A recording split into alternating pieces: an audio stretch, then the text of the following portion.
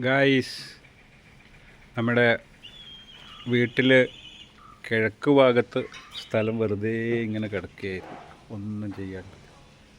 നമ്മൾ വീടിൻ്റെ മുൻവശം പടിഞ്ഞാറാണ്, കിഴക്ക് ഭാഗം വെറുതെ ഇട്ടിരിക്കുക.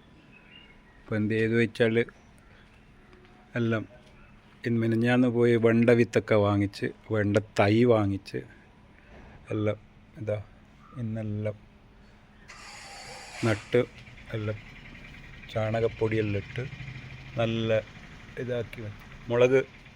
മുളക് തൈ ഇത് വെണ്ടക്ക മാത്രമല്ല എല്ലാ സാധനങ്ങളും ഉപകരണങ്ങളും വാങ്ങിച്ച്, കൈക്കോട്ട്, ഇത് എല്ലാം ഒരു ഗ്രേറ്റ് ബിഗിനിങ്.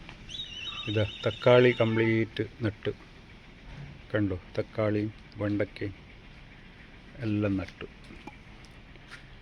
ഇത്രയും തക്കാളി നട്ടിട്ടുണ്ട്. അപ്പോൾ അത് നമുക്ക് നോക്കാം എന്തെല്ലാം ആവുമെന്ന് നോക്കാം.